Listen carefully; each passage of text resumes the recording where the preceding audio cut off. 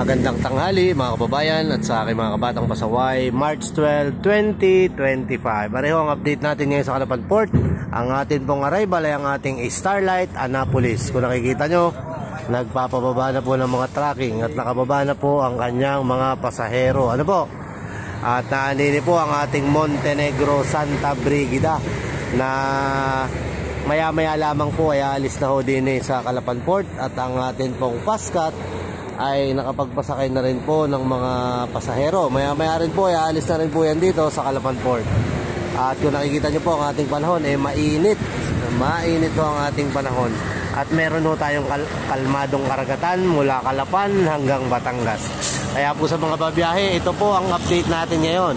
Sa mga nakafollow po sa akin, please share this video para updated po lahat ng biyaheros natin. Sa mga hindi pa po nakafollow, please follow my Facebook page, Batang Pasaway Vlog, para updated po kayo sa mga ina-upload kong video. Ingat mga kababayan. Ayan napakakalmado at magandang panahon. Ingat!